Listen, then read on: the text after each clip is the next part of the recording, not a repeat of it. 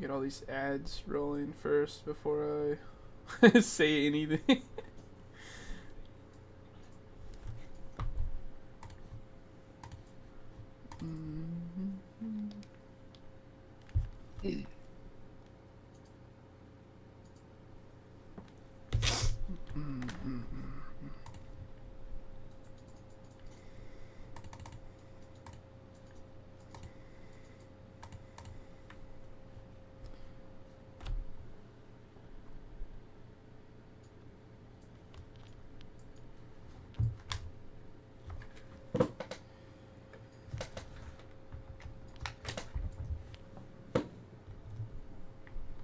God, that headset is so annoying sometimes.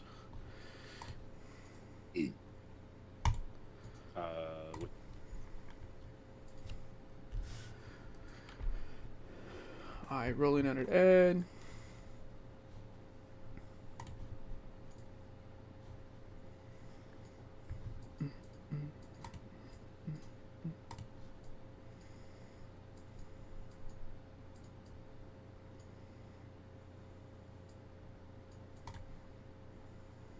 Can you say something? Hello? Okay. Just wanted to make sure it was going through. Had to unplug my damn thing because it was making that sound like he was freaking out.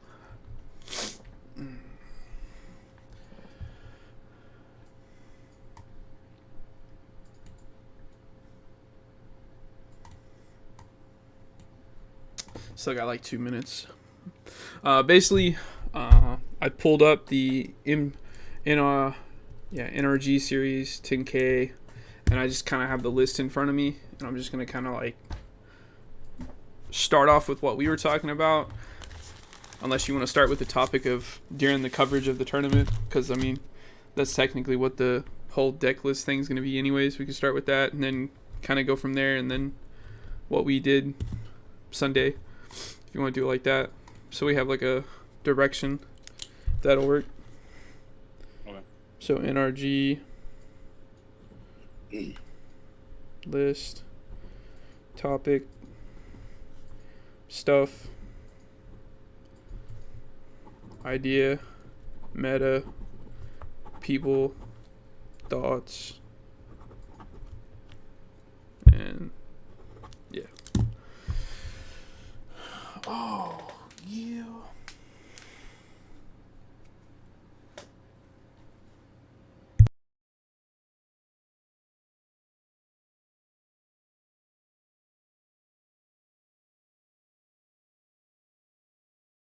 I also have the tournament results for the last Pioneer Pro Tour, if you want those for comparison. Yeah, we're gonna need that too. I don't know where can I find that? I don't know if that's on. Okay. It's probably not on MTG. Don't look like it. I mean, it is. It would just be very far back. Oh, okay.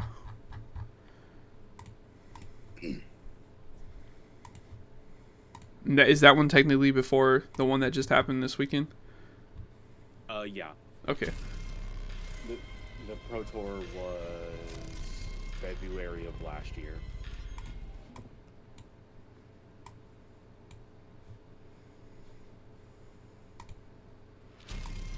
But to be honest, a lot of the decks are, quite frankly, the same.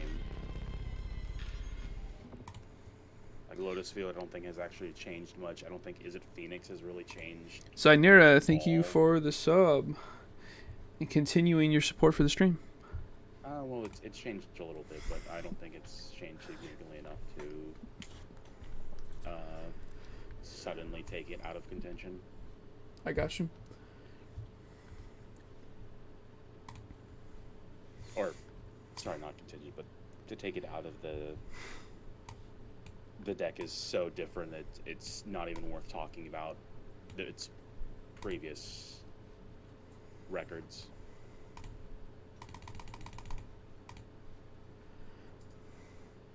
I got you.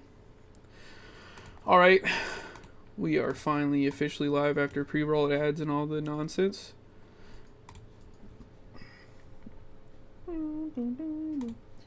I am joined here by Sham, Hello.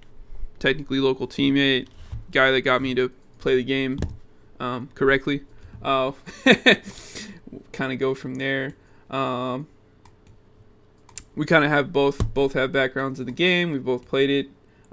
Clearly, he's played way more than I have, and we're gonna be kind of like breaking down an idea of how we feel about all the formats, all the stuff that's happened recently at the NRG tournament, and Pioneer and all that stuff basically going forward.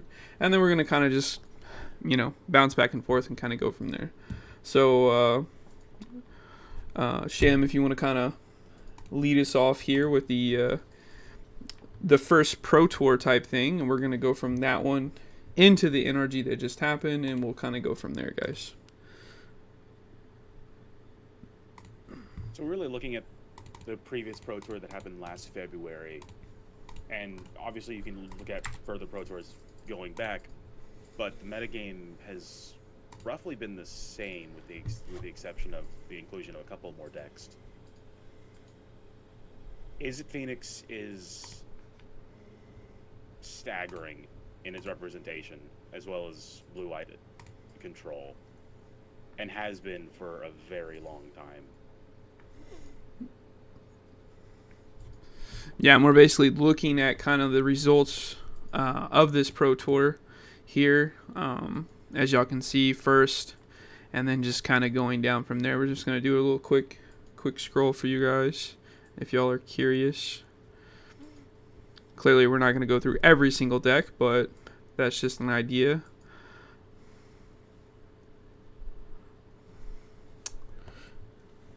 Just an idea for you guys.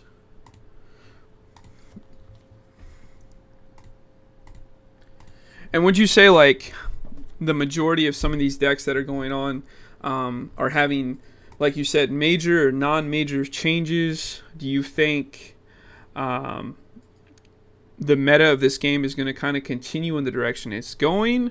I mean, obviously, once we get into the NRG, that's going to kind of explain that. But from when you watched this tournament, how was your thoughts on Pioneer and the format in itself in general? The format in itself, the established decks have honestly not changed.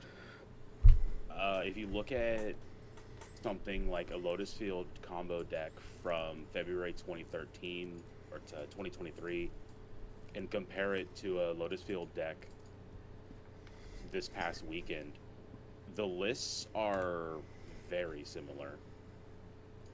Obviously, the combos have sort of gotten better with Chandra's Hope's Beacon, and sort of the kill consistency is still there, but the basis of the deck is still the same. I would say it's an average list is roughly 74 cards, the same as it was a year ago, which, if you want to sort of compare it to Rakdos Midrange, Rakdos Midrange has also been the same for about a year. There's a couple new cards, but look at the tournament results from the NRG series, you start to see the more decks stay the same, the lower representation they start to have, and the lower win rates they start to have. So, in a sense, stagnation, well, quite frankly, people become used to it. They know how to beat it. That's why you're starting to see things come out of nowhere, like Izzet Phoenix, and flourishing. Right. And to cover on the topic of the NRG stuff that's been going on, I mean, as we can see from the Pro Tour, and like you just said, we're seeing kind of stuff all over the place. It seems like Reduke took first place at this Pro Tour with the Izzet Creativity deck. We'll kind of give that a glance real quick. It's got some interesting cards here. Okay. And it's kind of, I'm assuming it's kind of like, it seems like it's functioning the same as the new creativity that's been going on. Just has some different Yes, cards that it's kind of targeting and shooting for. functionally, again, creativity, much like Lotus Field, has remained the same deck, Right. and you might say that's part of the reason why it had such a, I don't want to say poor representation, but a less than what you would expect for a deck that won the previous Pro Tour. Lower representation than you would expect, because again, if you've been playing the exact same 75 list for over a year, you're gonna get kind of tired of it. I could agree with that.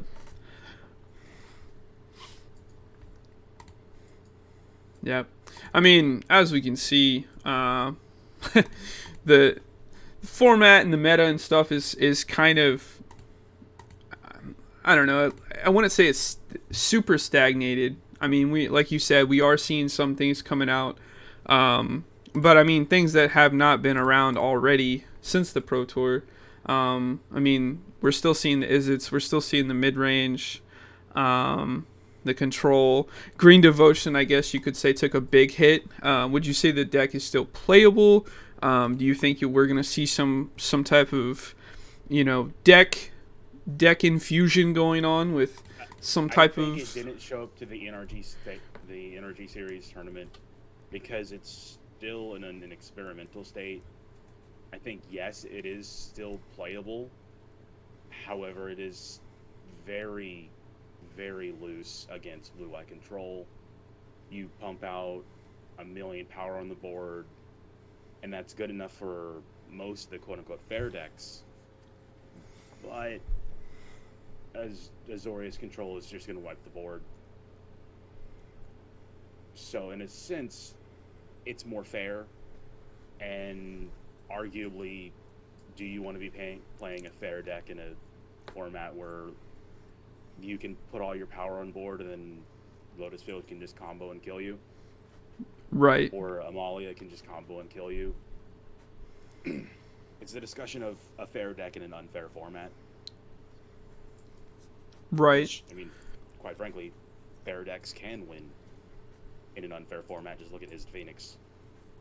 I would say his Phoenix as a whole is more of a fair deck than what would consider be an unfair deck. Right. I mean, just to touch on that topic, and we're going to use control as an example here, and I'm going to click on the deck to also show you guys the card that I'm about to mention. So there's a card called Hollowed Moonlight, and obviously, as you can see here with the interaction that would happen with this card with an Izzet Phoenix deck, you kind of run into a, I don't have Phoenixes anymore, so I am a blue-red non-Phoenix deck.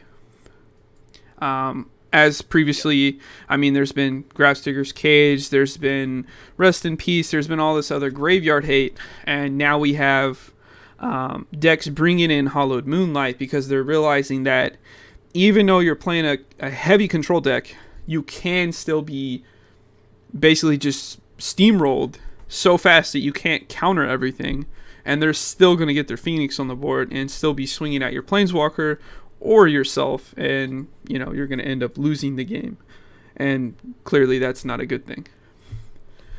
This is something that I love about Eternal formats as a whole. Just look at how old Hallowed Moonlight is. Right. Hallowed Moonlight was released, oh my god, a long time ago. Just a quick search to see when this set was released. Looks like Magic 2015. Origins. I don't want to. Yeah, Magic Origins, 2015. So it's interesting because if you look at Blue Eye Control from last year's Pro Tour, they're not even playing that card. Mm-hmm. But that's the interesting thing about Eternal formats. They can find cards that you would have never have expected to come up as just a total house to the current metagame.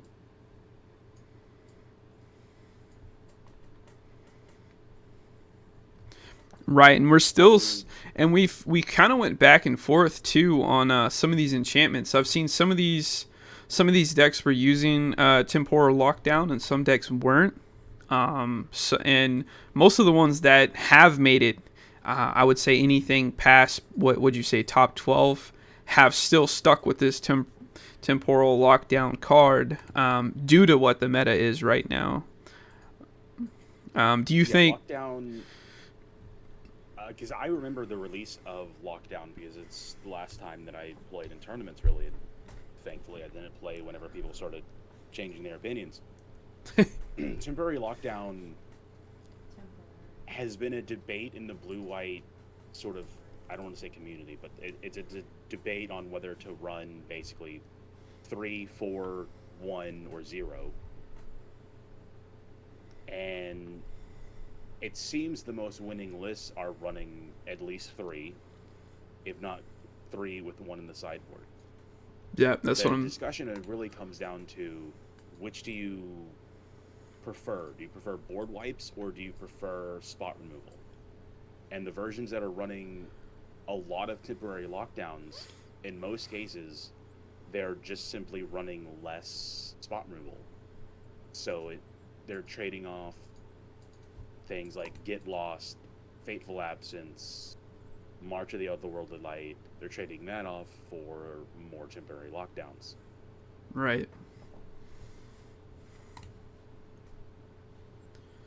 And it also seems like some of these decks are going up on lands. Looks like the Pro Tour Alex his deck had 25 lands, and the newer one from the last tournament, Ben, actually had 27 lands. Do you think that's more of a control matchup reason that they're bringing that in, or do you think they're expecting just to basically be, kind of just like throwing lands down and getting to the point to where they're just mana flooding their opponent? Well, there's a bit more to it than that. Simply put, it's the current Azorius control decks are trying to be way greedier. I believe on Sunday you mentioned a couple times these decks are running way more cards like Memory Deluge, like Dig Through Time, than they were a year ago. So their card their card quality is going up at the sacrifice of early game value. So they're weaker to the sort of fair, like, mono red decks. But they're weaker to the mono red decks because they're upping on temporary lockdowns. So this sort of give and take scenario is sort of losing out simply because card selection in these types of decks, because they're getting greedier and they just have very good board wipes, they're able to run these 27, 28, 26. I don't know why I said it in that order. Anyway, they're able to up their lands simply because they're being way greedier. There's also the fact that you have Deduce now. Deduce is a very good card. Remember Think Twice? Yes. Deduce is just Think Twice, but better. Right. That, and you have actual man lands now that are relevant. Restless Anchorage isn't the end of game monster that where is it? The one that turns into a giant. Halls of the Storm Giant? Yeah. Oh. That's why I couldn't find it. He's not even running Halls of the Yeah, this list that we have up right here on the stream, and the person that made it the farthest with control is not running that land. And it seems like he's actually running Field of Ruin. Um, Yeah, upping, he's opted for 3 Field of Ruin. yeah, Most blue-white lists that I've seen in the past are opt for 2. yeah, 2 holes for sure. It seems like they're using Restless, I guess, to be a little bit faster, maybe in the control matchups, or forcing your opponent to kill your anchorages.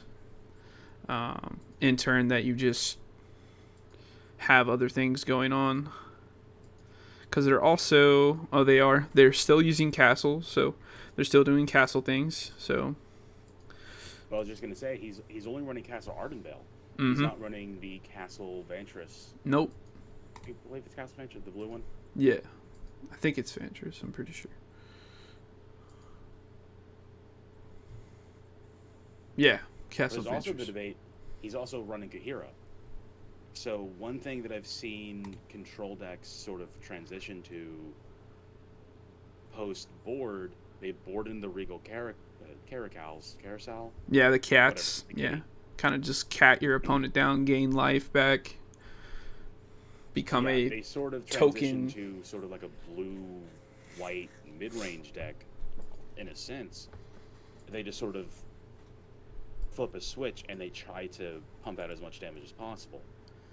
Whereas a list a year ago, you're running angels, you have to set it up, you're really relying on something like Hullbreaker Horror or Dream Trawler to just be your one threat that you resolve and you win off the game, or you win the game off of that. Something like Lyra. Oh yeah, the guy from a year ago is running like the full angel package, the 1 Lyra, 1 Bane Yep. Slayer. He's not running The Eternal Wanderer apparently as well. Legendary Planeswalker.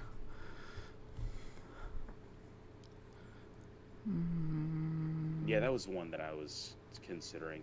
The issue, well, not issue, but I believe at the time Eternal Wanderer had essentially just came out. I believe a couple of weeks before, well, obviously, because this is Pro Tour Phyrexia, and that's the Phyrexia set. So, he had a new shiny toy that he wanted to play with. Exactly. Throw one in there. Use it as a, hey, this is my card. But yeah, I mean, we were watching this coverage too. There was a lot of debates and talks going on about this format being super linear and very either combo or control. What's your thoughts on that? And I'll kind of spill how I feel about it. I think if you believe the format is either combat or control or combo, I think you have a very liberal approach to what you think those two words mean. In a sense, I'm saying that the person and people that are saying that were just wrong. Yeah, and I mean, we're staring at a list. Trying to get back to the NRG coverage for a second, because I was telling you on Sunday, Izzet Phoenix is more so a tempo list than anything else. Mm-hmm. But it's a tempo list that can quite literally one-shot you from 20 by taking 3 turns in a row, if not, 6 turns in a row,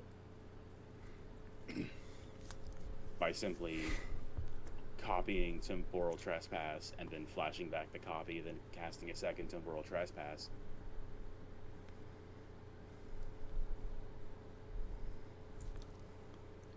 But I also believe, at the very least, this NRG Series tournament isn't a great depiction of what you would expect at a local tournament or what you would expect at something like an RCQ, simply because these are professional players.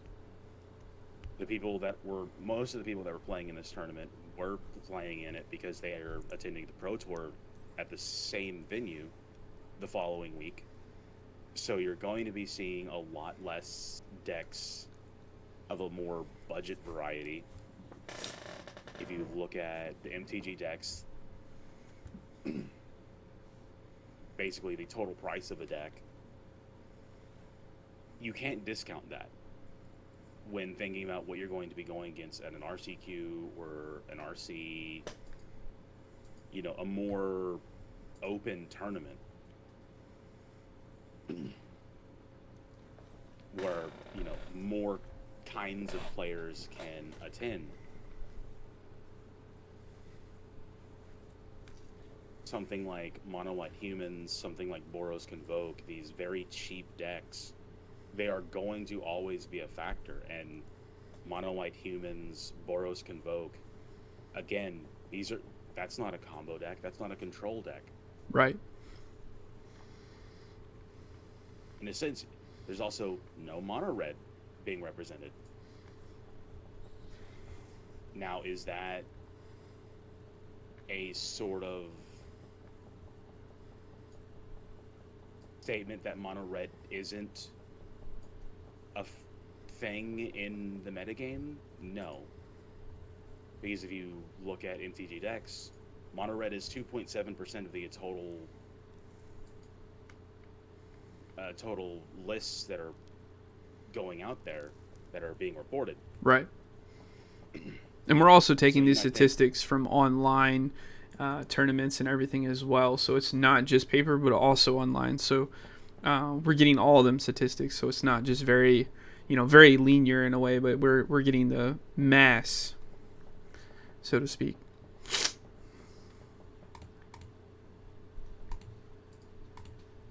Like a perfect example of what I'm talking about. In terms of total reported decks, now, what MTG Decks does is every tournament that is reported online, so every single MTGO league, 8-man, if you're playing in it and it can be reported on, it's being put into this system and is going through the algorithm. What I'm saying here, or failing to say here, Azorius Control at the NRG Series tournament was 20% of the metagame. If you look at all reported decks, Azorius Control is 12% of the metagame. Right. Now, that might not sound like a big difference, but with Abzan Amalia only being 7% of the metagame, you're percentage-wise, you are more likely to see Azorius Control at the NRG tournament than you are to see Abzan Amalia, period. And I believe that's a wrong way of stating it, but my point still stands. Yeah, your point stands. The results of the NRG tournament are not representative of the total reported decks. Yeah. Now, total reported decks, that includes people just testing things, that includes people just messing around, that includes people just doing MTGO dailies.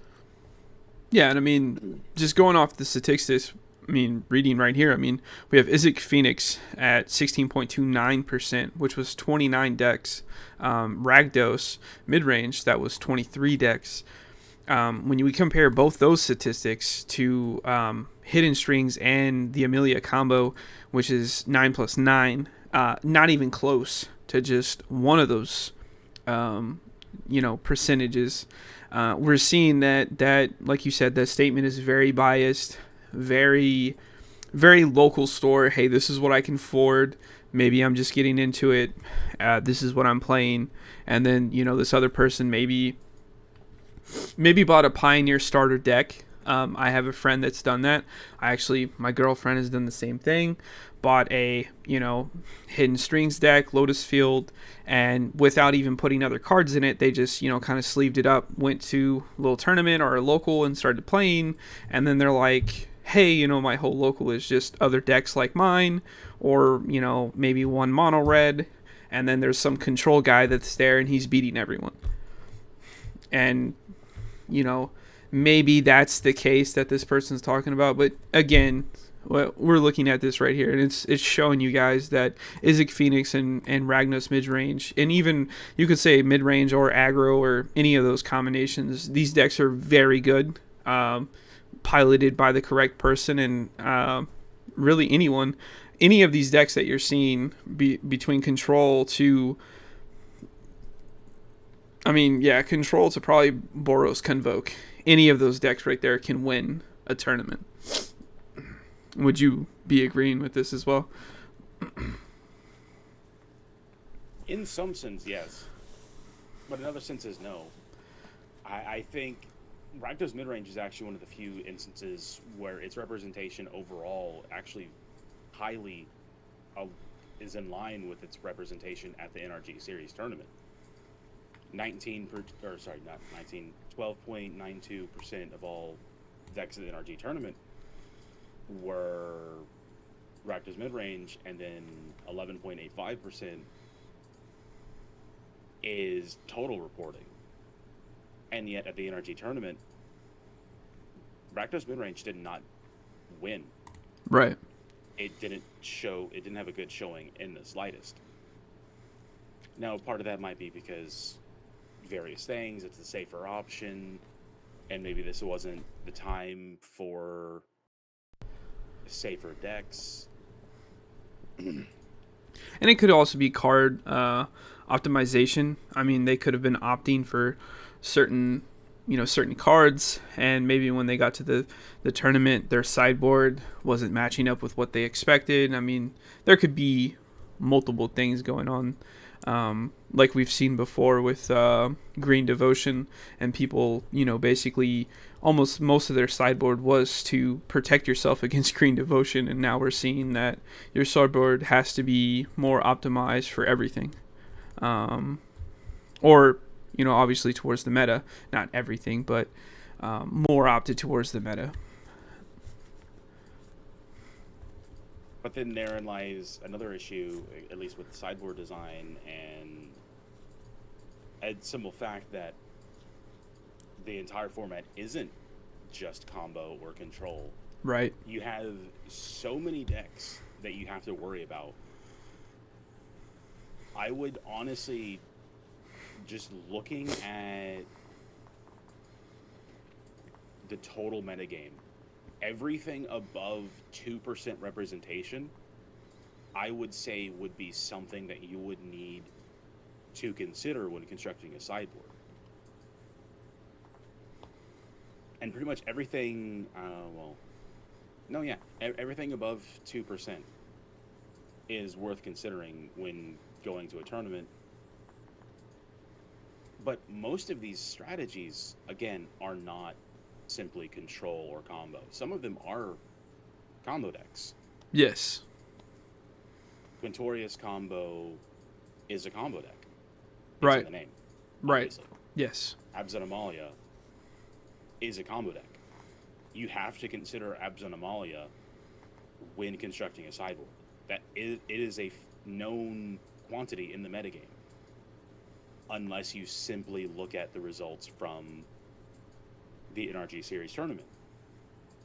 6% of all decks were Abs Anomalia. But if you look at, top 8, top 16, top 32, where's Abs Anomalia?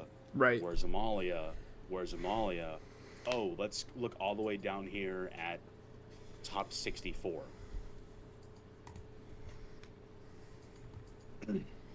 Yeah, and I mean we're even seeing Jeskai Ascendancy up here actually higher than most of those decks that have been piloted. And there's also a Bant Lotus Field going around. I think this list actually has some cards that you like. If you wanted to mention one of those. Dragon Lord Atarka. Right. Atarka Smash. And it's also in the main. It's also in the main board. We're not also just opting this in the side. We're also. It's Strict Proctor. Yeah. I've been advocating for a Strict Proctor in pretty much every Lotus Field deck since Strict Proctor was released. I think Strict Proctor is such a house against certain decks. Yeah, and Against just for anyone that can't watch, we'll just kind of read this card down. For a colorless and a white, you're getting a flying spirit creature. Whenever a permanent entering the battlefield causes a triggered ability to trigger, counter that ability unless its controller pays to. It's also a 1/3, so it has a fat body. It can definitely block some of these 1/1 burn you down decks. I'm not saying you should do that, but obviously it can be done. it completely houses Boros. Sorry, I was taking a drink. It completely houses Boros, Convoke. They're not really running removal spells, so it's just an auto. I don't want to say it's an auto win, but a lot of what Boros Convoke is trying to do, it just beats outright. It's very good in a must-kill target against Rakdos Sacrifice, which representation Rakdos Sacrifice has gone down simply because more people are running Graveyard Hate for Phoenix, and unfortunately Rakdos Sacrifice is getting caught in the crossfire. That's also why, if you look at the Pro Tour New Phyrexia results,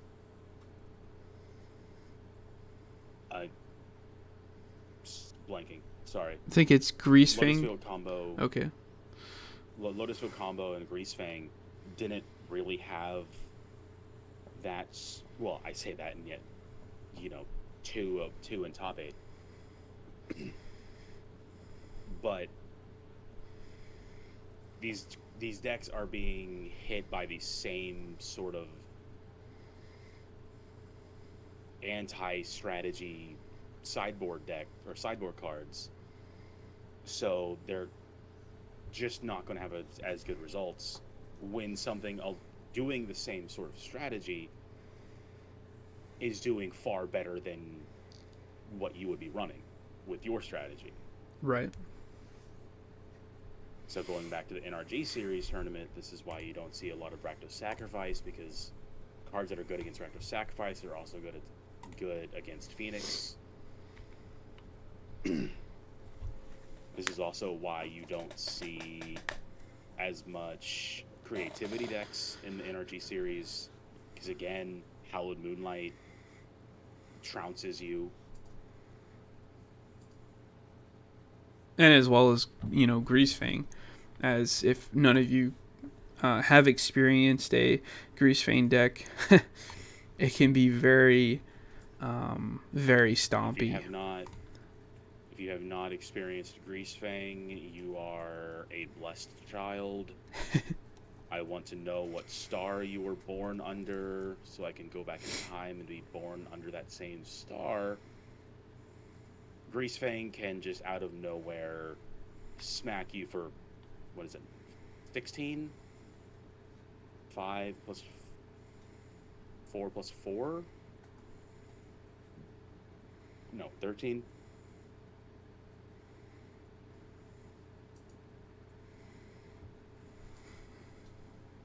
Yeah, 13. I would say 13 is what I'm seeing. Yeah, it attacks with a 5/5, and then it makes 2 4/4 angels attacking. So yeah, 5 plus 4 plus 4, 13 damage, leaving the 2 4/4 angels for you to deal with.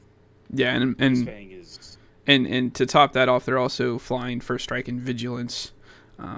Not something that you're just like, oh, I take 13, I win the game. No, it's more like take 13, and if you have no way of dealing with it, you lose the game. Yes. And a lot of times, Parhelion 2 isn't the only thing they're reanimating. The following turn, they can reanimate the buggy, make some cat tokens, copy an angel. Yeah.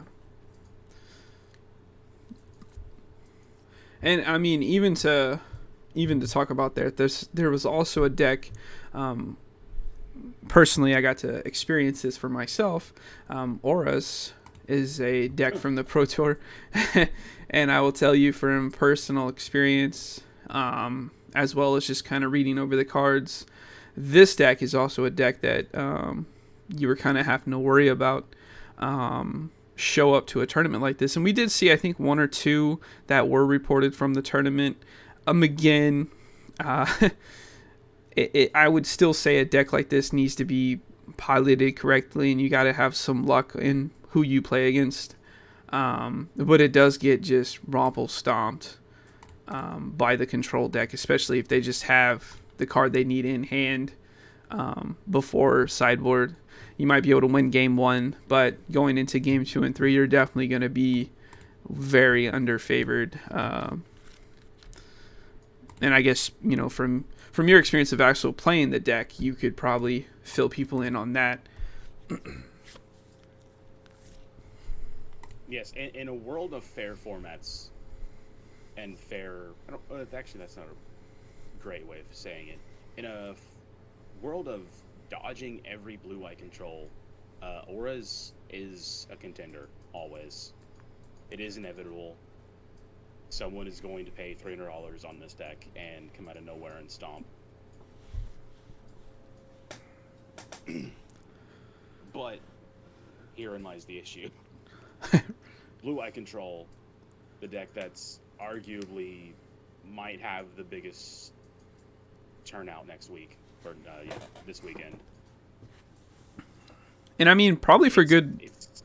I was gonna say probably for good reason, right? I mean, when you do have these combo decks that can just kind of, and I think I can tell you from my experience of first getting into Pioneer, I learned very fastly and quickly that you need to be playing counter magic or have answers for stuff very fast. And Lotus Field combo, or really any combo, as if you have played Magic before, you will know that once combo gets going, if you don't have a way of interrupting them while they're comboing, you're just basically watching someone play solitaire and you lose the game.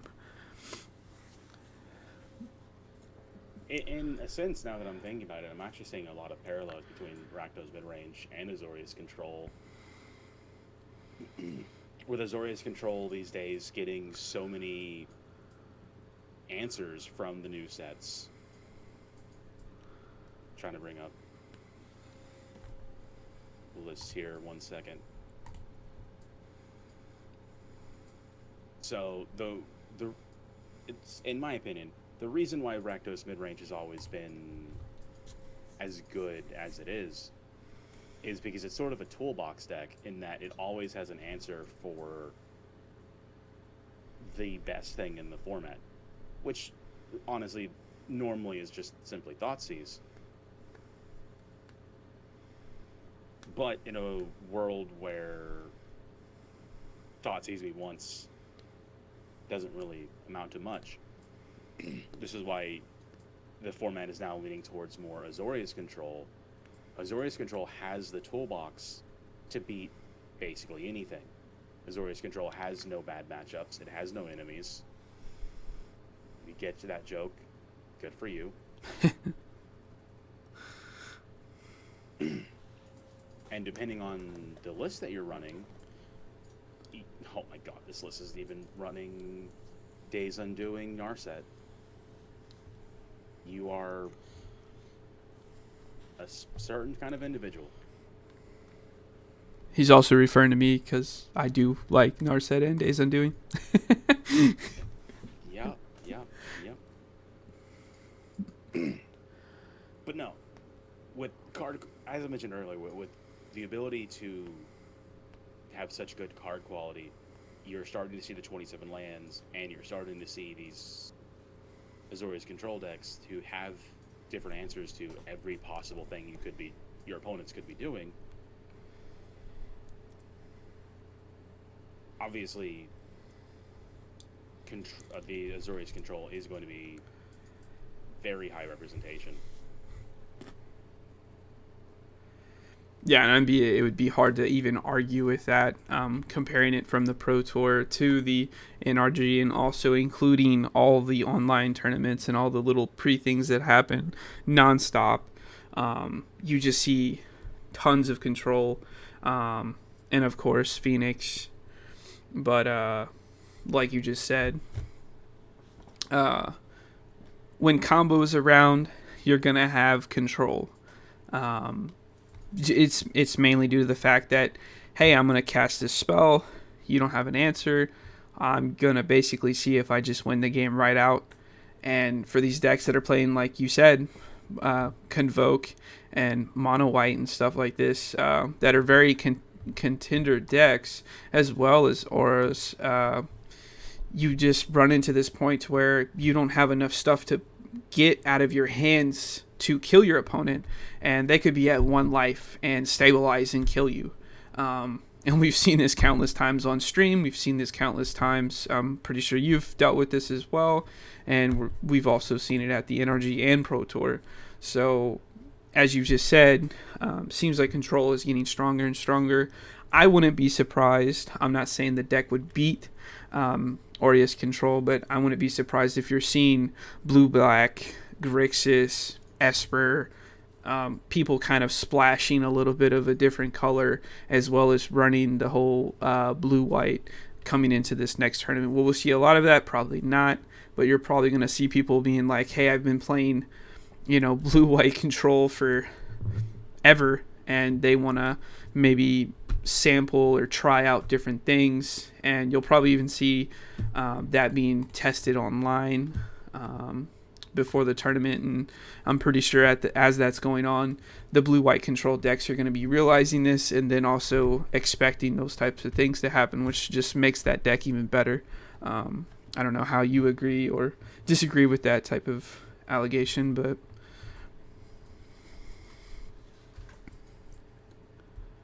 I also randomly just had the thought.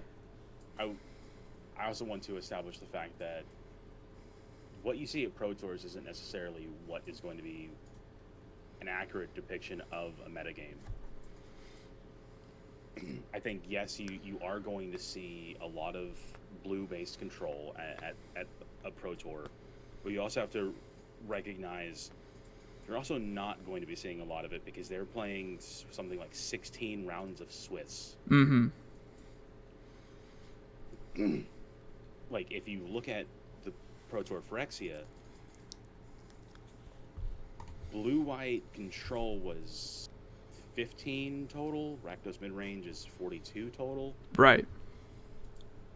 And they do not have very good showings in top 8 and, honestly, top 16. Simply because the more brain power you need to put into a deck, with the exception of Lotus Field, because people playing Lotus Field are monsters. The more brain power you need to put into a deck, the less likely of doing well, depending on the way the tournament is going. You're going to be seeing less of these simply because it is very, very taxing. Yeah. So at the Pro Tour, they're playing, I believe, 10 rounds of Swiss of Pioneer, and then it's going to be 6 rounds of Swiss of Draft. So you're most likely not going to see too many strategies that are extremely taxing on the mind, but also not simply the best deck. And by that, I mean you're also not going to be seeing sort of, to use a term from other games, just hold W, hold forward, Yes. type deck, something like Boros Convoke. Boros Convoke is a phenomenal deck, but you're just simply not going to be seeing it high representation at a Pro Tour because these are professional players. They are playing for a lot of money, and they're going to be playing what they perceive is the best deck for the format and the best deck for them. And traditionally, that doesn't include things like Mono White. That doesn't include things like Boros Convoke. It doesn't include... Maybe it'll include Insult. Some people might think Insult is fine.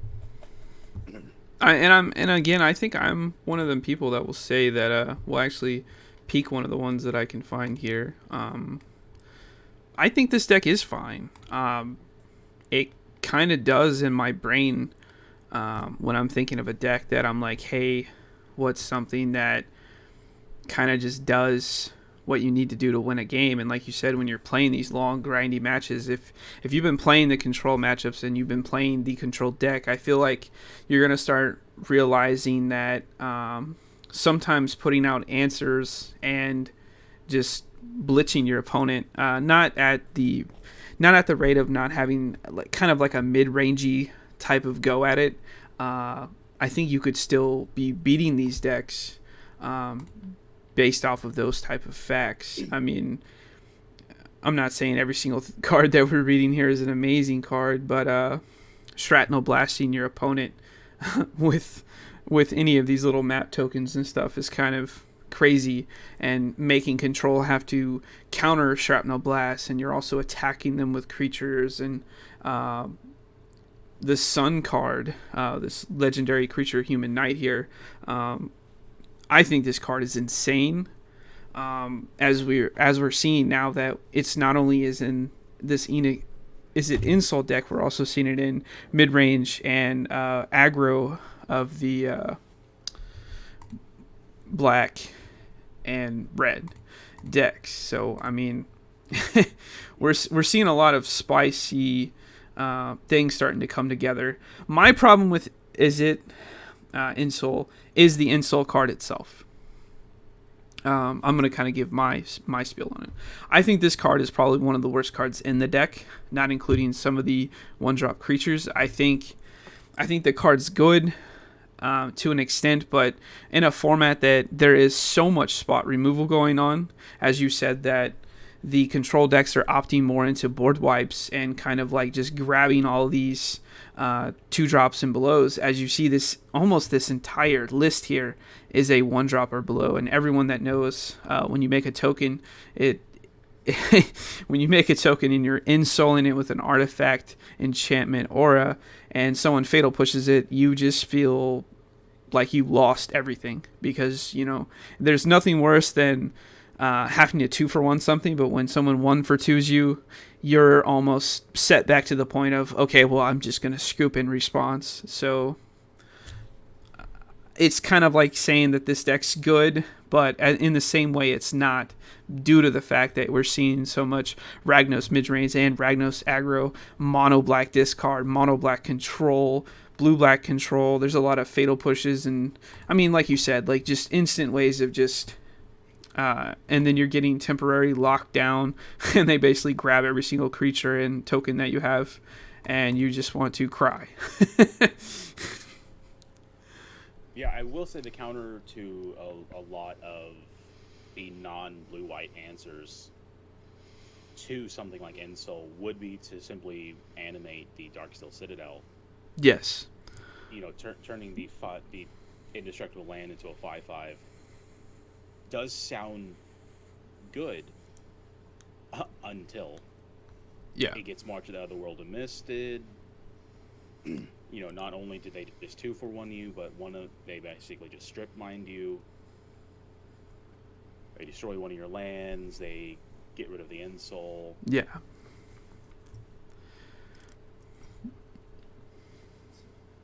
But I will say an Insult list is also very close to along the same lines as Boros Convoke. They both have the same ideas of what they want to be doing, and they both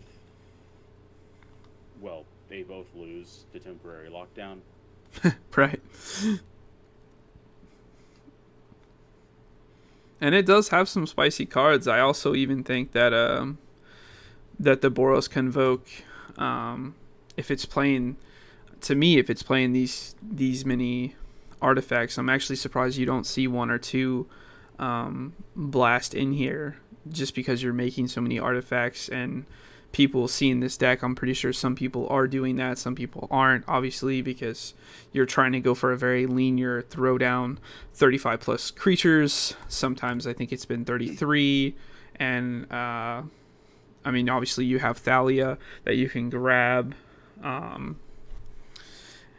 Again, we're seeing a lot of white and blue and red being very strong colors right now. And we did see for a long time Green Devotion stomping almost. Now, I'm not saying stomping the format into the ground, but it was definitely like huge. I think Mono Green Devotion was.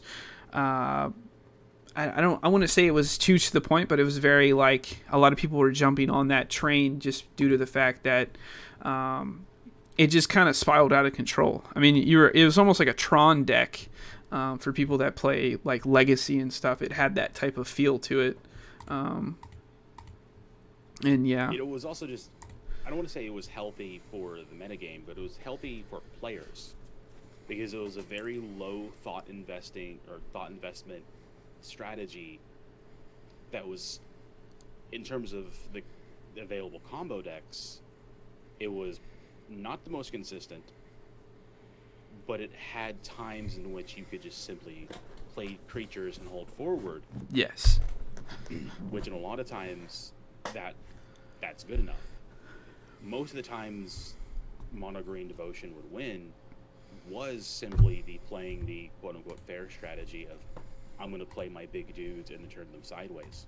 right, And if you're playing 10 rounds of Swiss, 12 rounds, I think it might be 12 rounds of Swiss, but I forget at Pro Tour level. Anyway, it's a lot of rounds of Swiss. Sometimes you're not going to be wanting to be playing something like Lotus Field Combo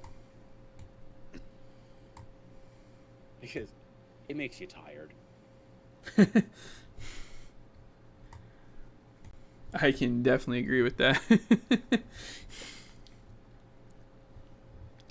And I mean, I've kind of played everything. I wouldn't say I've played every single deck in Pioneer, but um, I've played Control, I've played Aggro, I've played some of the Convokes, different variants. Is it Phoenix? Is it mid range? I mean, kind of a little bit of everything. I think you have as well, and I can, like you said, we can. I think we can still say that you're gonna see these Convokes and mono whites and mono blacks and stuff like that. Just, I mean, it's just gonna happen. Yeah, I think if anything, there one idea that at least I want to sort of convey is what you see on coverage does not equal what you see at your locals. It does not equal what you see at an RCQ that you travel an hour or two to get to. They are the same formats, but they are not the same formats. Right. When you're playing for $50,000 and flying to a different country to play, a lot of times these players are not going to want to play mono red. Exactly. Can you imagine spending more money on your plane ticket than you did on your deck? Now that's the legacy player in me talking, but right. And I mean, I wouldn't say that the deck prices right now are perfect, but I think for Pioneer they're looking pretty good due to how big the format kind of is, or the selection of cards that you're choosing from. When you compare that to like Standard and some of these newer formats that are out, kind of won't get into that because we both have our opinions on that one, but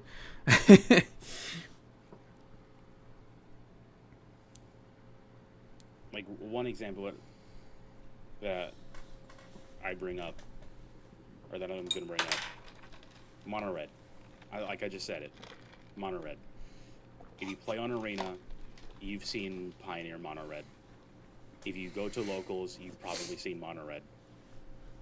If you go to NRG results, you don't see mono red. It's obviously there, of course, 2% of the metagame, but guess what was also 2% of the metagame? Auras. right. And Auras was 3 people, and it was between the 3 of them, they had 1 victory. Yeah.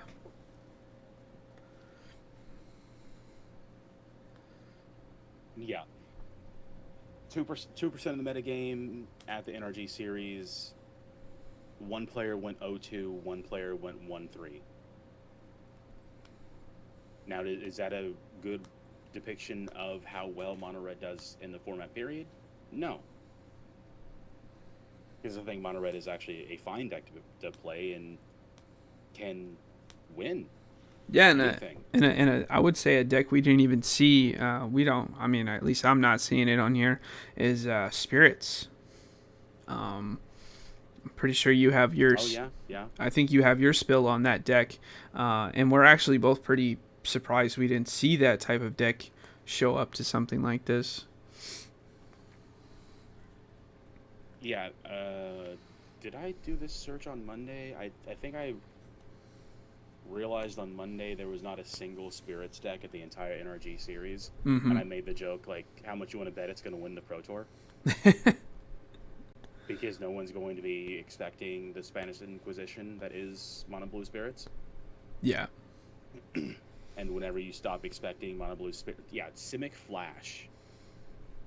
Someone played Simic Flash over Mono Blue Spirits at the NRG tournament. I mean, they went 1-3, but obviously you're going to go 1-3. You're playing Simic Flash.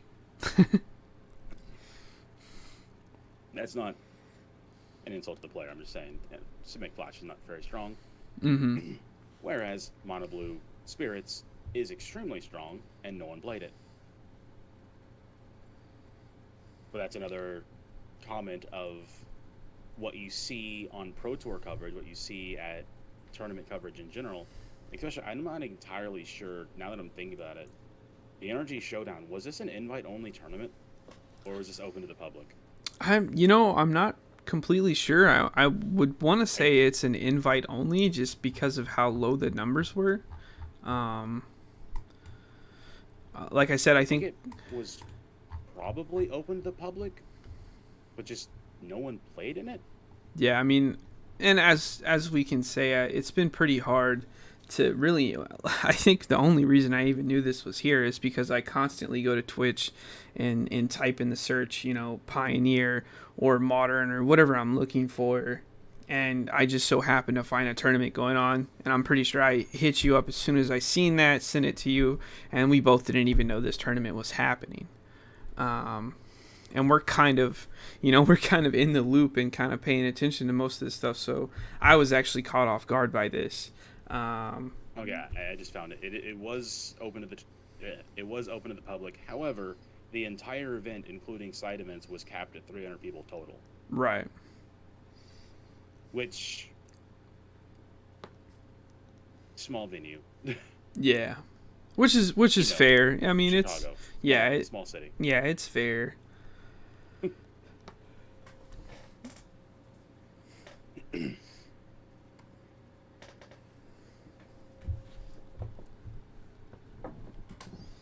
I mean, but yeah, I mean, we're kind of seeing the meta and the game in itself take a direction, and it's kind of, like we said, that we might be seeing some decks that were at the last Pro Tour, maybe auras, definitely spirits.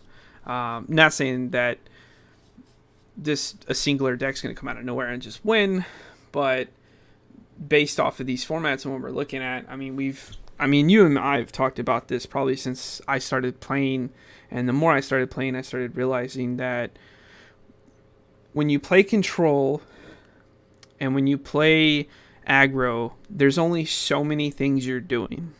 When you're playing control, you have this amount of answers, and once you run out of ways of countering things and out of answers and you haven't shut your opponent down, you technically lose. Just like if you're playing mono white or mono red, if you run out of cards to play to kill your opponent, you lose. So when you play these very one-dimensional strategies, when your one dimension fails, which in a lot of times it does, yes, you lose. Right. That's why Mono Green Devotion was highly played, because it wasn't a one-dimensional deck. There's many things it could do. That's why if you look at Blue-White Control right now, they're moving away from Hall of the Storm Giant and more of the cat version with the new man land, it adds a dimension of, I'm not just going to sit here and play control. I'm going to play creatures. I'm going to animate creatures. I'm going to attack you, and I'm going to kill you by turn 7 or 8. And I know you've boarded out all of your spot removal is gone. All of your board wipes are gone. I am now attacking the dimension that you did not expect me to transition to. I am a multifaceted deck. I'm capable of more things than something like a mono white list, who you just play dudes and turn them sideways. Right. If you have answers to sideways creatures, you beat mono white. Mm-hmm. And I think that's also why a lot of, or not a lot, but if you watch the energy coverage, most of the time Lotus Field was winning was simply resolving Dragon Lord Atarka at sorcery speed. Yeah. And then asking your opponent, do you have an answer? And then most of the time, the answer was no. Yeah. Because, again, they sideboard, or they're just running main deck, a dimension of play that the deck is not known for playing, just a big creature and then turn it sideways. Right. And just a big creature in general. Yeah, and for anyone listening and not watching, it is a 4 colorless, a green, a white. It's a legendary creature, Elder Dragon. This spell can't be countered, flying, lifelink, and your opponents can't cast spells during your turn. And just to add the cherry on top, it is a 5/7, and that's right, I said 7. Not only do you play this, yeah, it's out of range of most Is It Phoenix to be able to kill. Is It Phoenix if they've sideboarded out, or if they don't have their lightning axes. Dragon Lord Atarka is a forced 2 for 1, if not a forced 3 for 1. It cannot be countered, and the investment that so you play Dragon Lord Atarka on turn 4, or even turn 3, depending on how lucky you are. You play it. You force them to answer it. If they don't answer it, you untap and then combo kill them. If they answer it, they've expended all of their available resources just to answer it, and then you untap and combo kill them. You attack them in a dimension that they were not ready for, and then you win.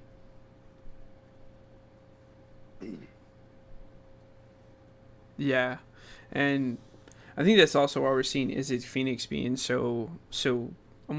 I almost want to say dominant, but just so solid when it comes to a deck. And when you stare at the list and read the cards, I mean, it, like you said, it's a very tempo oriented deck, and it's not. You could say it's a linear deck, but it still does kind of a few things to kill their opponent, and I think that's why we seen it do so well at the NRG tournament. And also, this is a bit of a spicier take, but I do believe the Phoenix numbers currently are a bit more inflated than they will be in, say, 3 months. Simply from format fatigue. I think the reason why you're not seeing Mono Green Devotion right now is because of format fatigue. I think it was such a dominant player for such a long time that now that the key card is finally banned, no one wants to play it because they're just tired of playing it. They're tired of seeing it. They just want it to die. They just want to move on. But then you have the complete opposite of that. Phoenix has been like a beloved deck forever. There's a pre-con for it. People want to play Phoenix. Yes. But people couldn't play Phoenix. Why? Because Mono Green Devotion's playing a 5/6 with reach on turn 3. Phoenix can't beat that. But hey, Mono Green Devotion's gone now. Let's play my pet favorite deck. Mm-hmm. So it's sort of to borrow a term from League for a second, it's unbench the Kinch. People are like, oh my god, I can finally play something that I have fun with instead of something that's good. Right. Or, sorry, something that I have fun with is also good. I'm going to play it. Yeah.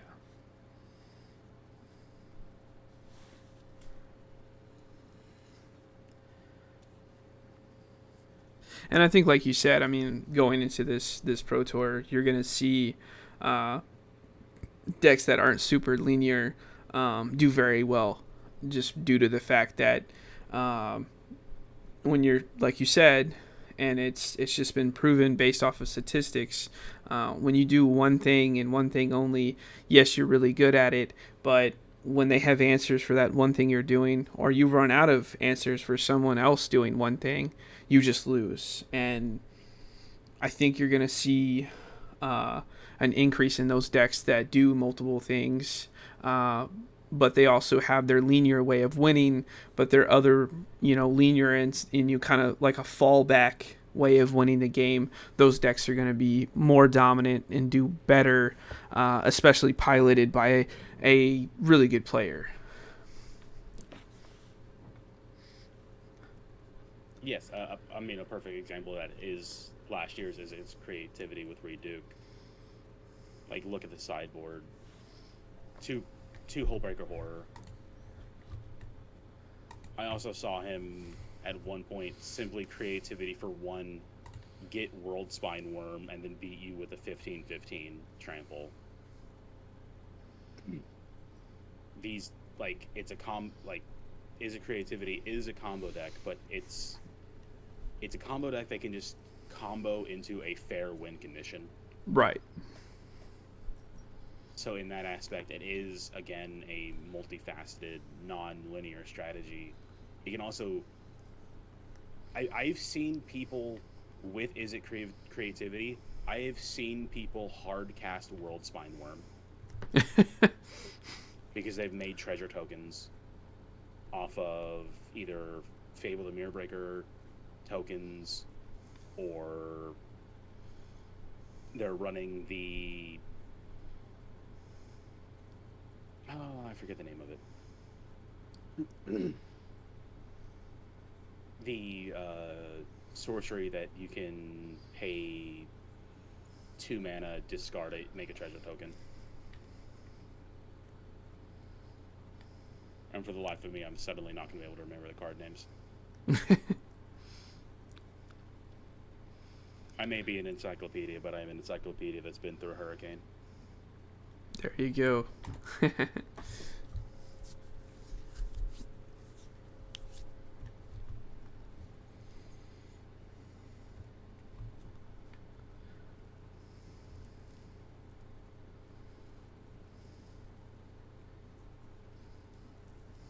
But yeah, I think that's the direction that we're going to be looking at coming into these tournaments in the Pro Tour and what's coming up.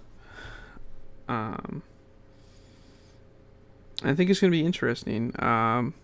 Another card I kind of wanted to bring up here. I think this card is extremely insane as well, and it's in a lot of the green decks, mainly the Lotus Field combo. Archdruid's Charm.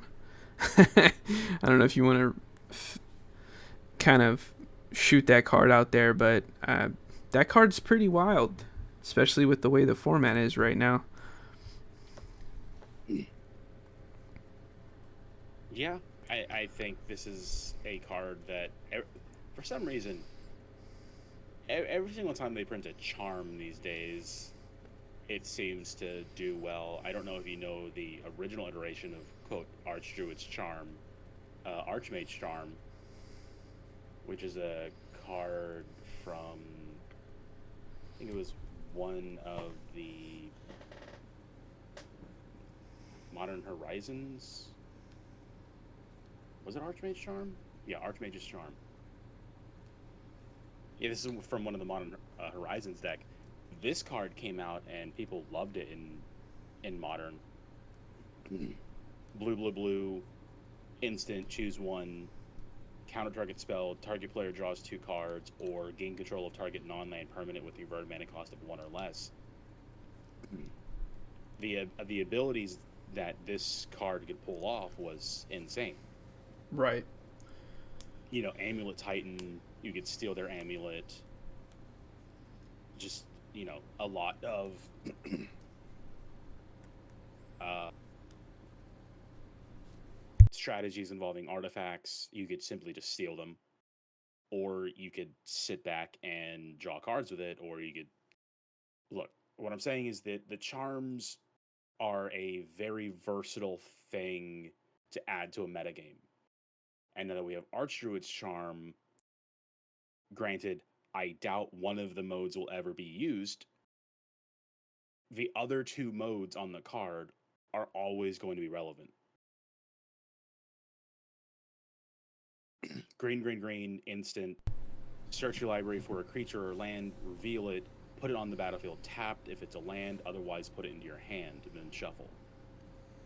Option 2 is put a +1/+1 counter on target creature you control. It deals damage equal to its power to target creature you don't control. And then the third option, which again, this is the option that's also going to be relevant always, exile target artifact or enchantment. Mm-hmm.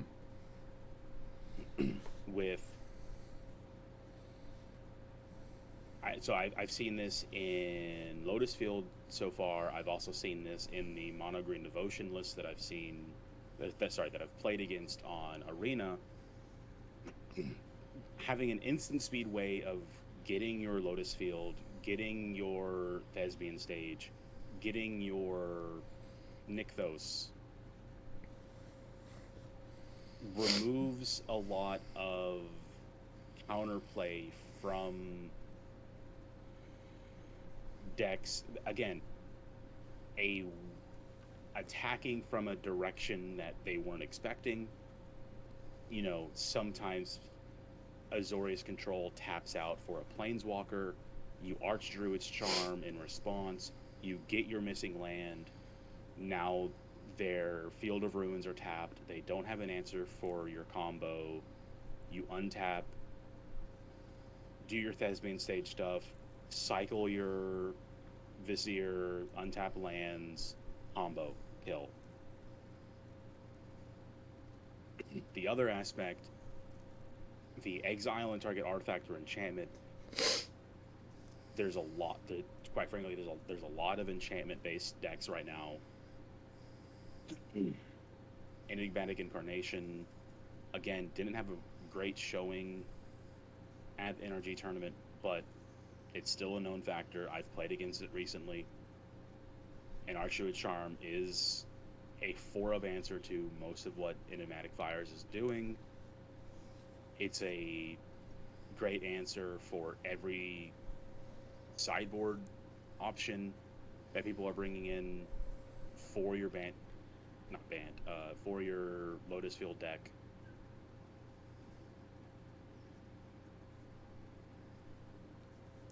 Yeah. Yeah.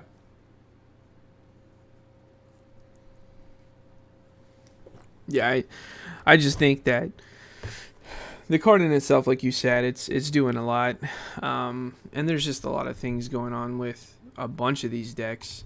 I just overall I want to say that I think that Pioneer is a great format, and it's also leaning into directions that are just really good.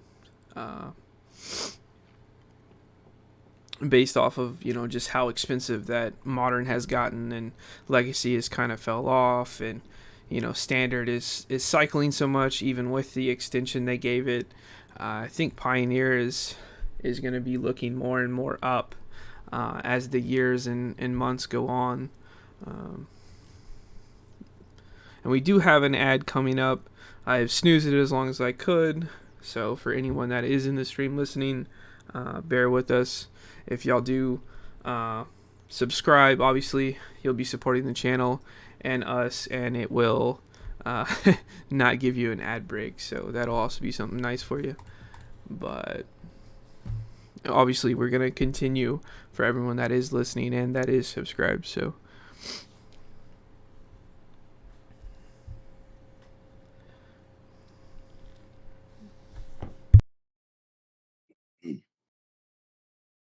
So while we're on ad break, once again, when are you trying Arena?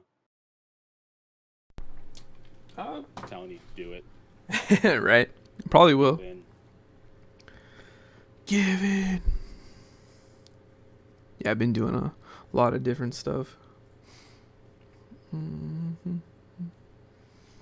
you've been still streaming Diablo? Yeah, still stream to Diablo here and there.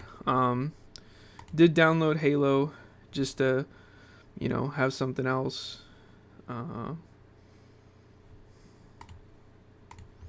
But yeah, mainly been Diablo here and there doing other stuff.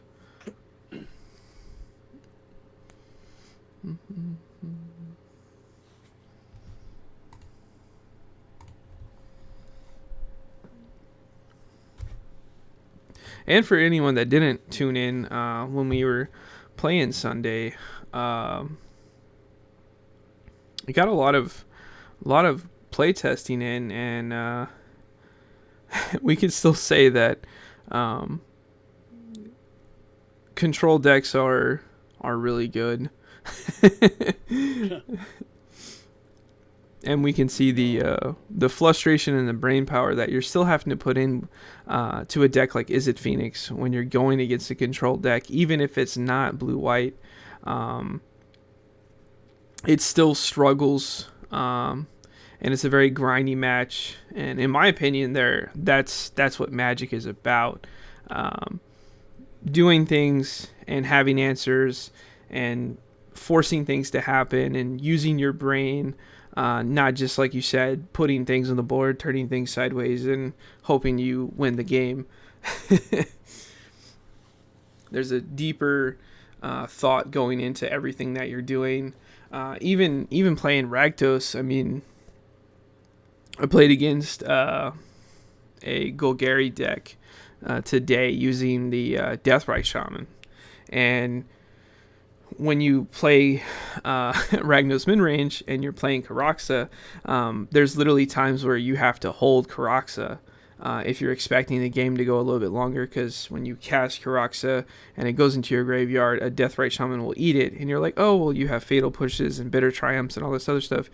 This is true, but even though with all those point spot removal cards, these decks are playing other things other than just Deathrite Shaman, and there's going to be those instances where your creatures are also being ate out of your graveyard in a mirror match with Ragnos Midrange. So, yeah, I mean, we're going to be seeing a lot of... I think I'm really looking forward to see this stuff that's going to be coming up. I don't know how you feel, but I'm definitely feeling like that.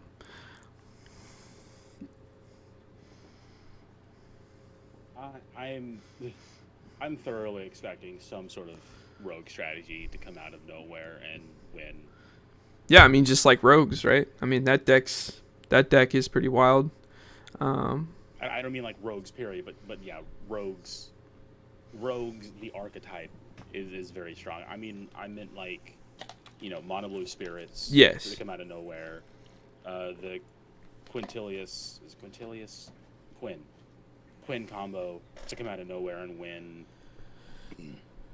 I think, weirdly, the NRG tournament might have been actually a detriment in some aspects, because it may give people a negative impression of what the format is on a whole, and they might take the gamble on, NRG tournament, these are the people that are going to be at the Pro Tour the following week. Let's base my deck choices around that, and then boom, something that wasn't at NRG is going to come out and win. That's just my assumption. Yeah, I mean, I kind of agree. I mean, like you said, like based off of what we're seeing and then what the last Pro Tour showed us, it could be anything. Like, didn't. Oh, God.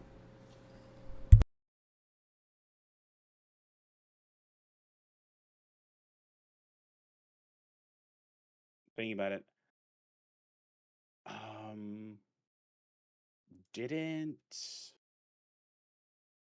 Mono Blue Control, or sorry, Mono Blue Spirits, didn't that win the Pro Tour in like 2022?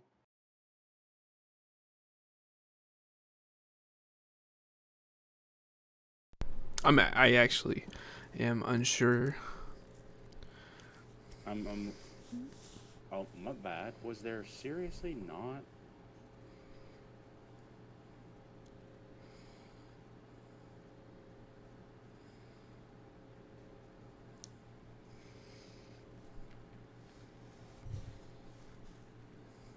I mean, I wouldn't even be surprised if we see a blue spirit deck splashing a little bit of white, trying to get a little bit kind of a little bit frisky creativity type thing going on with the deck, just due to white being very, very good of a color, and you know, dipping into another color, like you said, instead of being very mono white oriented or mono blue oriented or mono anything.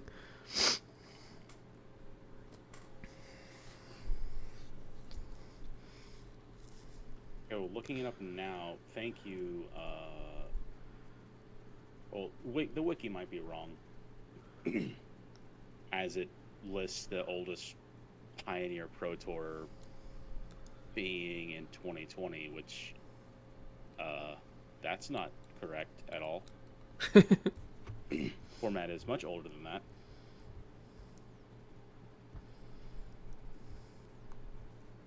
But anyway, my point is, there was a Pro Tour or some sort of Pioneer tournament where, again, Mono Blue Spirits came out of nowhere and won.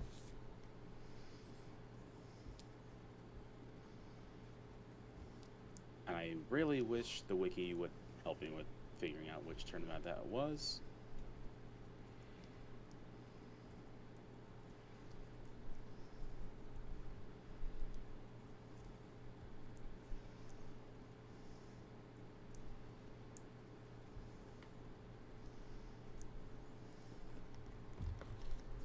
Yeah, I do know that it could have also been standard. Uh, have been seeing stuff like that happen in standard as well. Um, I'm not actually too informed on standard because I've been trying to not keep up with, like we said before, too many formats at one time. But I'm struggling just to keep up with multiple card games at one time. Um, so yeah, I don't want to also be trying to keep up with 3+ formats in Magic and then other card games.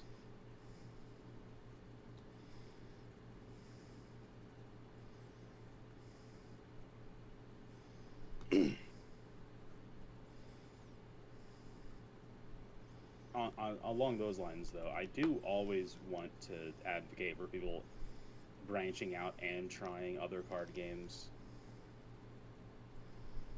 It really gives you perspective on like the singular card game that you do like. Like playing Yu-Gi-Oh has given me a new love for combo in Magic. Because man, if you've never seen a Yu-Gi-Oh combo go off, that is a level of taxing that you have to do every single game.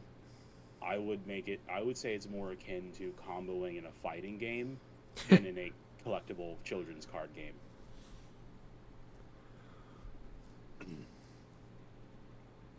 It's more so about learning the motions and committing it to not necessarily memory, but more along the lines of muscle memory, than it is an actual cerebral experience and trying to figure out how you want to combo. It is a very, you do this line every single game after game, which honestly has made me prefer combo in Magic far more, because comboing and Magic Gathering isn't the same sequence of events over and over again. You really get to sort of appreciate it in Magic. Right.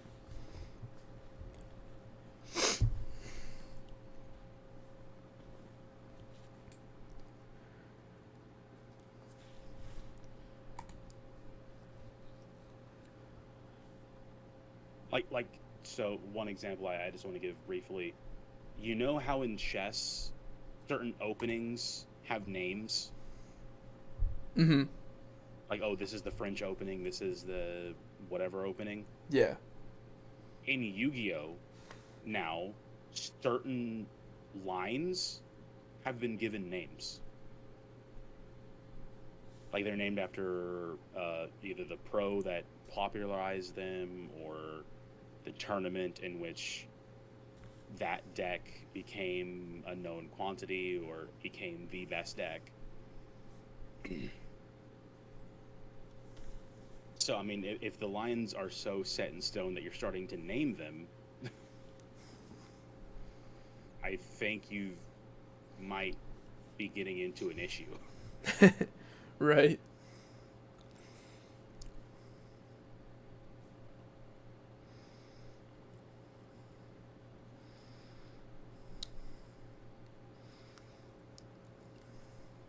Also, looking at Modern briefly, what happened to Izzet Murktide?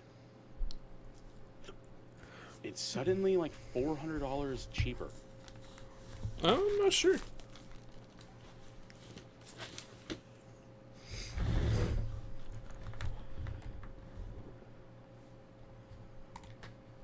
Ah, that's what it is.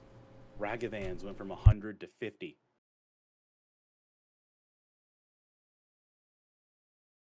Yeah, that's good though. That's that's good. True.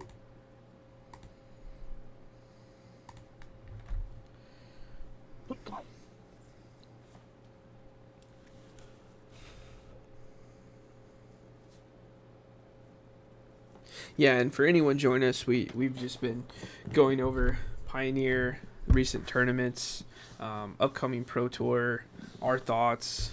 I mean, I think we both have kind of our own concerns, like with the format at the moment. I think anyone would, depending on the format you're playing. Uh, I mean, no one wants to see the format that they enjoy playing kind of stall out or get to a point to where we're just cycling the same for 4 to 6 decks, and that, I mean, that's just kind of what it is. But Yes, no one wants to. I don't want to have a repeat of what happened to Legacy. yeah,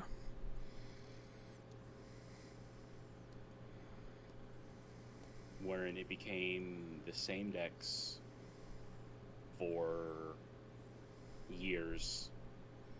Popularity started decreasing over time, and then prices started increasing, which unfortunately is something that started to happen in Modern. Though I think Wizards, at least with the new reprint of Ragavan, I think it has shown at least some sort of initiative in terms of getting reprints out there to sort of help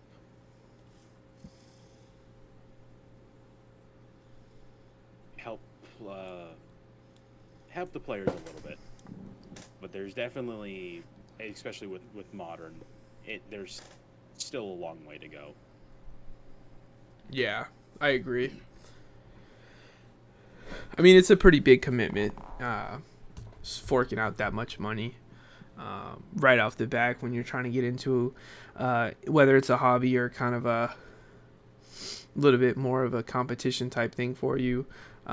Even if it's a lifestyle, it's up there when it comes to prices, comparable to that of setting up like a 40K army. Yeah, a Warhammer right. army.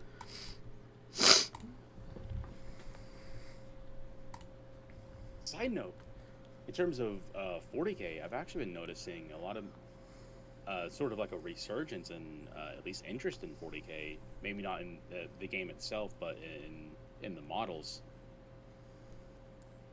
I've been seeing some like pretty popular streamers at least, well, painting armies and enjoying the hobby. So,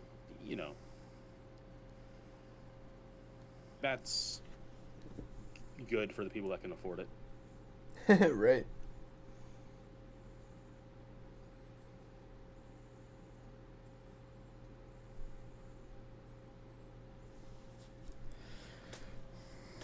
I agree.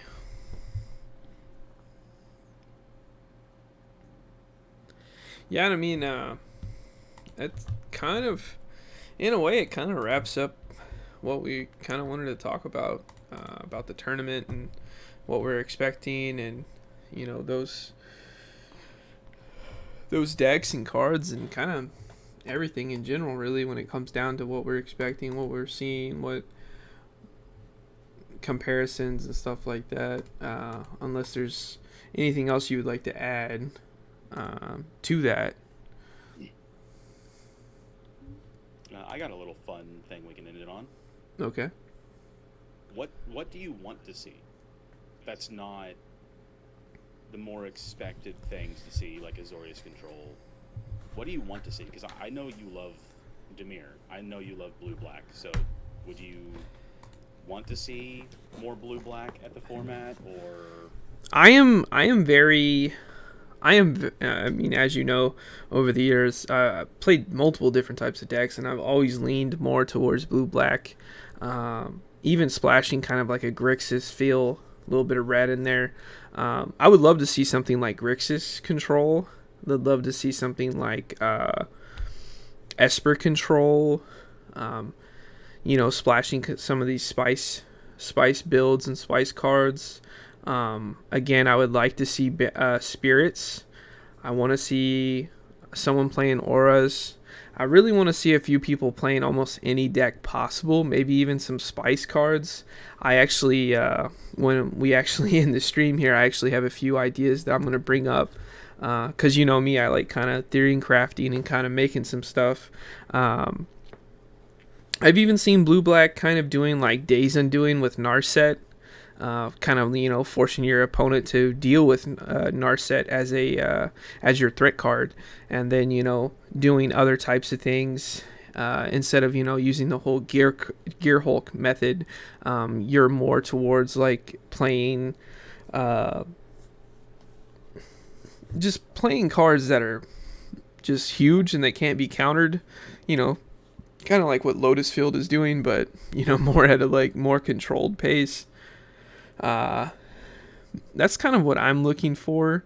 I just don't want to see the exact same, how do you say, not layout, but the exact same feeling that the Twitch chat or whoever really is coming in there and saying that, hey, this is how they feel the format is. I like to see a little bit of everything show up, and then, the numbers let it, because we know for a fact, you've played against the Grixis Control, you've played against the blue-black Control, you've played against Control, Arius Control, you've played against multiple decks, even Ragnos mid-range and at Ragnos aggro. And, for sure that these decks are very prominent and very much so can be a problem, dealing with a Nicol Bolas, dealing with Narset, dealing with the things that Arius Control is showing you, which is Teferi, Emperor, Shark Typhoon cycling. I mean, hard casting Shark Typhoon. you know, Over the boys. yes, like these things, and not only that, hard casting it, passing turn, your opponent doesn't do anything, you untap, you pass back, and they go to do something, Emperor in response, and here comes your tokens. There's also the shark. I think there's a shark, like it's almost like a Phyrexia shark that's going around. Oh yeah, in the blue in the Azorius control list, And blue black, I think, in some blue other. black as well. Yeah. I think it's a 3 or 4 mana shark. Mm-hmm. That every time you play a non-creature spell, you incubate for X, where X is its converted mana cost. Mm-hmm. And incubate, you make like an egg token, and then I think you make an egg token with like a number of +1/+1 counters on it. Yeah, that's equal to how much you incubated for, and then you can basically flip the egg into a full creature. yeah. That's what I'm kind of leaning more towards. I'd like to see some of those type of things. I've always been. I think I'll never not be a Grixis fan ever since back in the day. Sauron's Vengeance, my opponent, when I have them fully locked out of a game, and I not only do I cast Sauron's Vengeance, but I copy it, deal 20 to you, I gain 20, the game is over, GG no re. But even playing like the old Grave Titans and stuff as like a sideboard card, and just slamming a Titan on the field as a control deck, and they're just like, okay, well, I'll deal with the Titan, and here's you still get the copy of the token, and that I've always been that type of person. And again, like I like artifacts decks. I like the mid range, even mono black control / discard. I think those are the decks that I like to see, because I know those decks can do really well piloted by the right person. And of course, you have to get a little lucky and get the right buys and the right matches. So that's what I would like to see out of this next tournament. Like get the real numbers in, so everyone really knows like where the format is, and then there is no denying the direction of the format and where the format meta really is. If there's something that you would like to see, that I haven't mentioned, of course, or if you agree with me. I'm on the complete opposite end. I want to see less blue. Yeah, I mean we're basically looking at this list. Almost every single deck I'm looking at has blue in it. Unless you're Ragnos. I want to see more Amazon Amalia, and that's partially because I've been playing it on Arena. I've been loving it. It's fun. It is a one-dimensional strategy that folds to Azorius control, but at the end of the day, you kind of just have to dodge. Dodge what you're bad against. Yeah, and win that die roll. And win the die roll. In terms of spiciness, I would love to see mono black. Yes. Like, it's probably not going to win, but I would love to see some sort of mono black, hand disruption, heavy on the thought seizes, main deck go blanks, waste knots. Like, is that strategy a particularly good one? No. But is it fun to see? Yes. Yeah.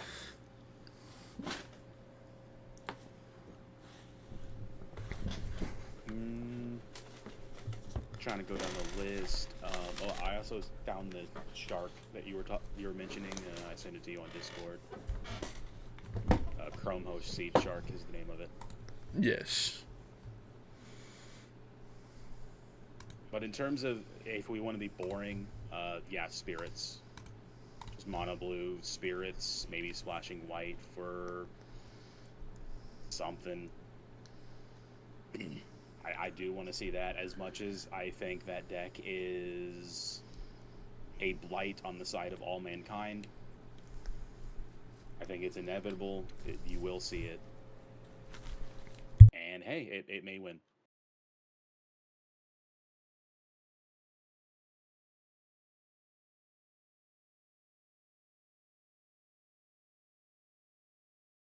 but that's about all from me. Yeah, and I mean, honestly, seeing something like that would be awesome. You know, seeing a deck come out of nowhere and win the tournament would be huge, and it definitely silence a lot of people. I mean, arguably, even if it came in second, you know, it would definitely silence a lot of people because people would realize, like, hey, you know, these decks are out there, they are possible, and as these newer cards are coming out and you're seeing different things that you can put together from, you know, from where the format is starting in Pioneer into where it is right now, the selection of cards is opening a little bit, and it is not, at least as I can tell, it's not as linear as some people are thinking it is. At least when it comes down to, they think it's just one or two other decks and that's it, and you know, clearly we're seeing that it's not.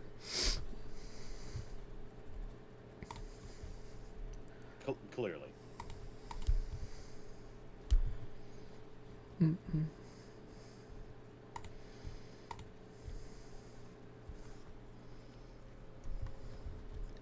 Yep, and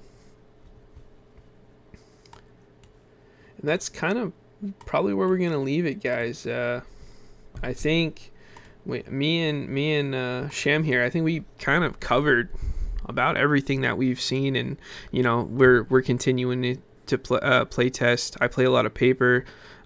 He's playing a lot of arena. We're both looking at Magic Online, but you know, that's also a commitment because you know, we prefer paper over the digital copy. But we have to get our playtesting in somehow. So those are definitely going to be other options for you guys to look into if you're not doing that already.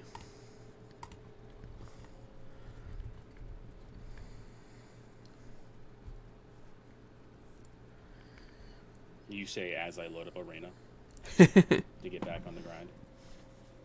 Yeah, I mean, if you wanted to stream Arena, I could probably host you if you're. Right now, God no. He's like, don't put me on the spotlight. Don't you be doing this to me right now?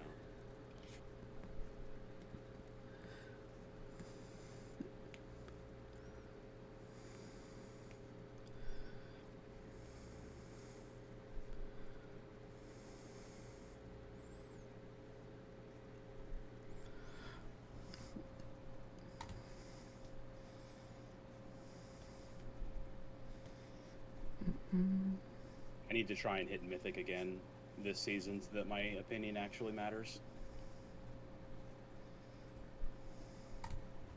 Mm-hmm.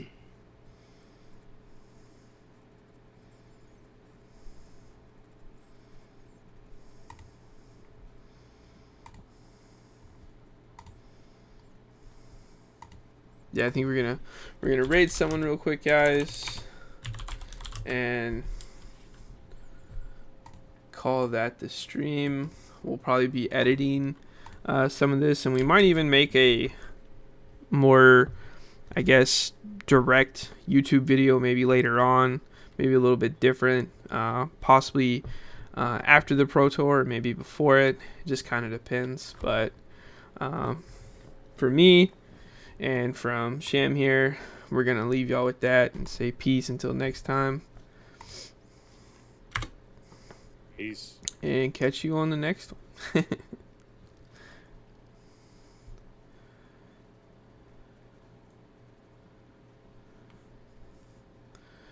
And we have rated.